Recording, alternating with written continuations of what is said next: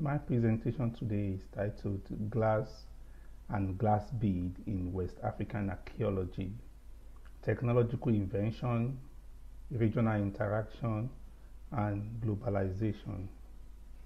Mostly understanding of early technologies in sub-Saharan Africa has hinged on exogenous model, which emphasizes that sophisticated technologies came from outside the subcontinent. This model forces scholars to pay more attention to tracing origin and sources rather than investigating the intricacies involved in the production processes associated with local adaptation, invention, and transformation. Efforts of scholars like Sheikh Anta Diop, Basihanda, and Gloria Thomas Emeguili, to mention a few, at demonstrating African inventiveness and the dynamics of African indigenous technologies, have not been given due recognition. As such, our knowledge of the nuances of technological development, variations, creativity, improvisation, and invention in pre-industrial sub-Saharan African societies is limited. Mavunga Clapperton, in his brilliant work on science and technology in Africa, has warned that, quote, taking seriously what technology means from the perspective of the people of the South requires not merely looking at how people respond to incoming things, but placing the latter's arrival, meanings, knowledge, and materialities within the local's technological longue durée. End of quote. Now, glass. Archaeological evidence has revealed that technological breakthrough in glass making was first attained in Mesopotamia at around 2500 to 1500 BC, but this was probably on a low scale. Regular production of glass at increasing scale only occurred after 1500 BC, when glass was being produced in Egypt, with active production centers in both Mesopotamia and Egypt from late Bronze Age through the Islamic period. By the mid-1st millennium BC, the technology of glass has spread to other parts of the globe. During this period, glass was being exported to, as well as being produced in Southeast and South Asia. It is important to note that as glass was spreading from region to region, the technology was changing. For example, the first glass was made with plant ash as alkaline, and later natural neutron was used. Wood ash glass, soda, lime, alumina glass, and the lead barium glass, all of which have been found in archaeological context in West Africa, were inventions of the medieval Europe, South Asia, and China, respectively. The image on the right side of the screen is of the ingots recovered from Uluburum shipwreck in southern Turkey, carrying a lot of trade items. It is established that the ship must have originated from Egypt and heading for the Asian world. So the question now is, where was sub-Saharan Africa in the first 2000 chronicles of the development of glass? And also, when did glass start to show up in West African archaeology? The earliest known evidence of glass in West Africa came from Ninbere site in Mali in form of a fragment of hide glass bead recovered from an archaeological context dated to between 7th and the 5th century BC. Compositional analysis of the glass bead suggests possible Phoenician origin. Few archaeological sites have yielded glass bead from this time period between 4th century BC and 5th century AD.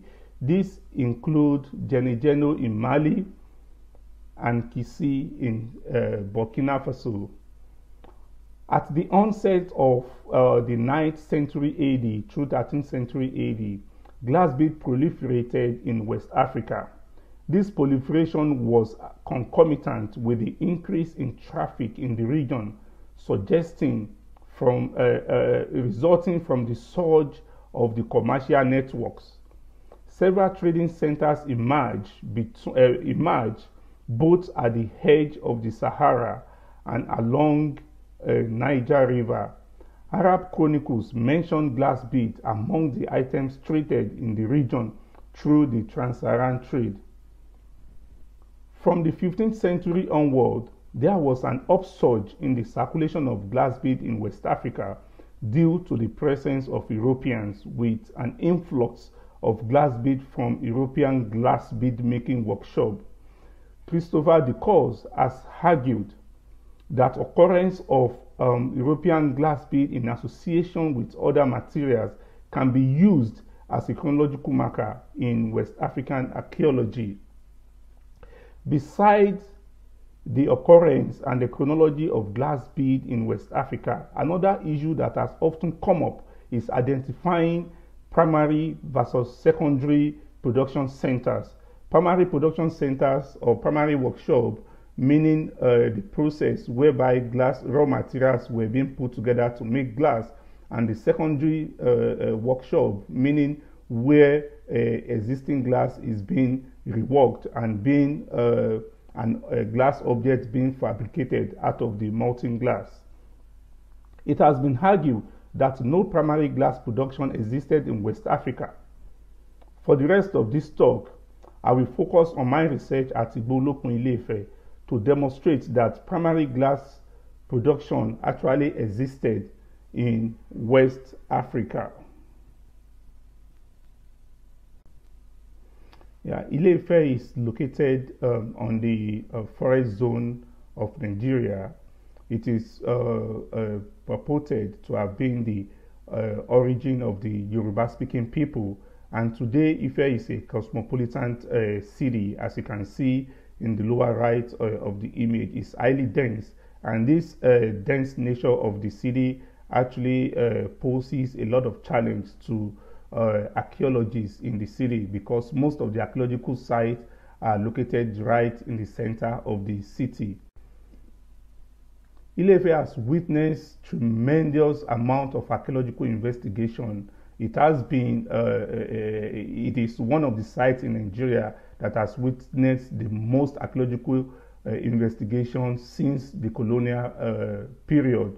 There has been a lot of archaeological investigation carried out in Ile-Ife, and as a result of all this numerous work, three chronological framework has been developed for periodization of Ile-Ife. That's the period prior to 11th century, which is called the pre-classical period, and the classical period from 11th century through the 15th century, and then the post-classical period, which is the period after the 15th century. Most of the archaeological work on Ile-Ife has actually focused on the classical period, and that is the period when so many things began to emerge and happen in Ife, when there was institutionalization of a centralized political system. There is a lot of evidence of a craft specialization, and there is also the commissioning of a public work in form of a construction of city walls and the polished pavement. But the question is, was Ife capable of making glass during this classical period? For the past 10 years, since 2010 precisely, I've been working at the site called Babalola in Ile-Ife. Babalola is located in the northern part of the city, and then archaeological work has been carried out at the site since 1910, when Leo Frobenius visited Ile-Ife, and they carried out some clandestine excavation at the site, and most of the materials that were recovered and also the work done, at the site were not mostly published. Since 2010, our work at the site has recovered a lot of materials and exposed some features which we believe are connected to the production site, among which are the pits on the lower left of the screen. Those are the pits that we believe are connected to the glass production, and perhaps they are ruins of the furnace that was used in the in glass production at the site. At this site, several yards away from the site, you see a lot of archaeological, you see a lot of glass bead and the crucible litter the surface of the site. So we have recovered tremendous amounts of materials from our excavation at the site, ranging from finished and unfinished glass beads to several hundreds of crucible fragments, as well as production debris in different sizes, in different kinds, which actually point at different stages in the production of the glass bead.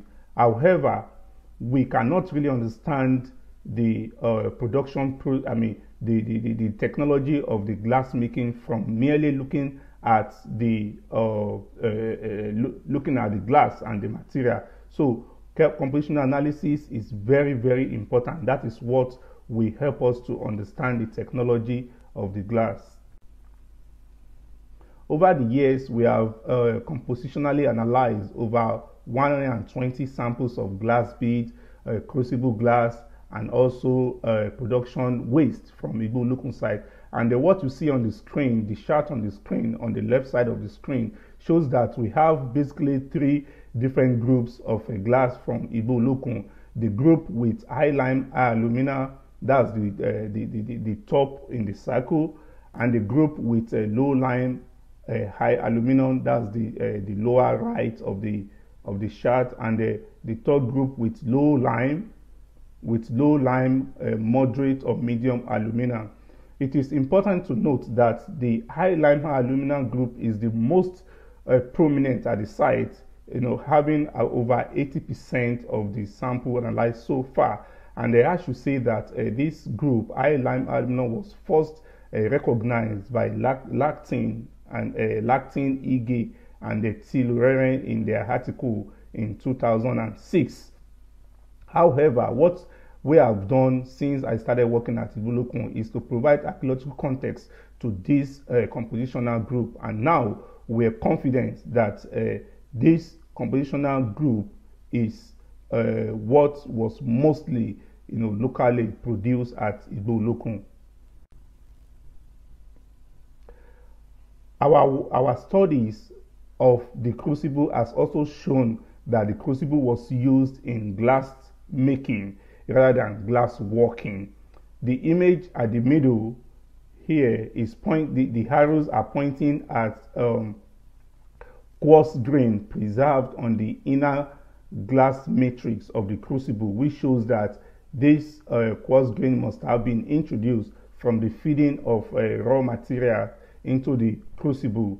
And on the far left of the screen is a piece of crucible with what is called semi-finished glass stick to the inside of it. And you can only see semi-finished glass in archaeological sites that is connected with primary glass production. And the image down there are the full image of the crucible to give you an understanding, an idea of how big the crucible is. So looking at the idiosyncrasies of the Ife high lime aluminum glass bead and what it means in terms of understanding creativity in West African archaeology. As you can see, the image on the right showing the try to compare glass bead from Ile-Ife, the high lime aluminum glass bead, with that of late Bronze Age Egypt and the Roman world. As you can see, it's clearly different. These are the glass bead from Ife, and the same thing on the chart here. These are the glass bead from Ife, and the lower parts here are those from late Bronze Age Egypt and the Roman world. So because of this uniqueness of the glass composition, the high lime aluminum glass from Ile-Ife, Lactin and his colleagues actually came to the conclusion that, quote, we interpret these findings to propose the primary manufacture of high lime aluminum glass in sub-Saharan Africa in the early second millennium CE, with production center in southern Nigeria and quite possibly in or near Ile-Ife.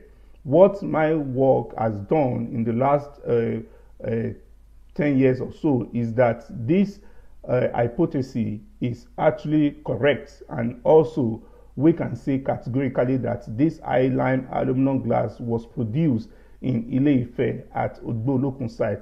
The question now is, what does it mean for West African archaeology? I will rush through this very quickly in the next 2 minutes.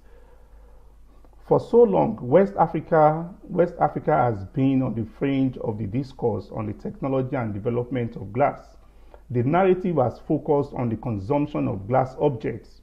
While significant attentions have been made in understanding the nexus of distribution and consumption of glass in early West Africa, with the evidence from Ile-Ife, West Africa is now adding a new chapter to the discourse on technological invention of glass. It is evident that Ile-Ife developed a new recipe for glass in the 11th century or earlier based on the locally available resources by combining pegmatite material with snail shell to make the high lime aluminum glass. Rather than a single invention of glass in Mesopotamia, I would argue that there were multiple inventions of glass. The first invention might have taken place in Mesopotamia. Glass of different recipe was invented in different regions of the globe at different times. Thus, Ile-Ife was West African regional primary glass production center. Probably the covertness of the industry and the absolute control of the production by the elite prevented the technology of high lime aluminum glass to spread across the region, as we see in the case of other glass. However, high lime aluminum glass was circulated widely within West African region. Hence, glass bead is a ubiquitous material in archaeological context in West Africa. Its occurrence, quantity, context, and composition have allowed series of interpretations. Studies of the chemical signatures have also shown that glass beads reached the subcontinent from different parts of the globe, confirming interactive networks between West Africa and the rest of the globe, dating back to the first millennium BC. Glass bead is an insignia of globalized West Africa, entangled in, according to Jennings, complex connectivity precipitated by the flow of ideas, goods, and people. End of quote. Compositional analysis has revealed that most glass beads in early West Africa are of soda lime silica glass originated from the Middle East, Eastern Mediterranean, Southeast Asia, and South Asia, and of course, as well as medieval Europe. Trade route in the north-south direction has been considered for the movement of glass bead in West Africa. The west-east route has also been identified as possible routes. While both routes are credible, attention has been on international factor without paying credence to local or regional movement of glass beads. No doubt, early West African trading centers such as Gao, Esuk, and Kombisele played significant role as entry port for global goods and the regional redistribution center. Other sub-Saharan African communities equally played important roles in regional distribution. For example, it has been established that the glass bead recovered from Shadia, a settlement site in Mali, is similar to the Mapungwe oblate series of Southern Africa. If the Shadia glass bead originated from Southern Africa, then the mobility of glass bead within sub-Saharan African society deserved better attention for understanding the nuances of regional and interregional interaction within sub-Saharan African continents. Evidence for the complex West African regional distribution of glass bead in early 2nd millennium CE is more visible when considered the movement of Ile-Ife high-lime high-aluminum glass. And on the image on the right side of the screen, those are archaeological sites in West Africa where we have seen Ile-Ife high-lime high-aluminum glass. So finally, the exogenous model for understanding technological development and innovation in West African archaeology has subdued the creativity of craft people in early West Africa. The indigenous glass and the glass bead making in 11th century Ile-Ife attest to the West African agency in production and distribution of glass beads in West Africa. Thank you for listening, and finally I would like to thank all the institutions that have been part of the research, as well as thank the organizers of this conference for inviting me. Thank you so much. I look forward to answering questions and comments. Thank you.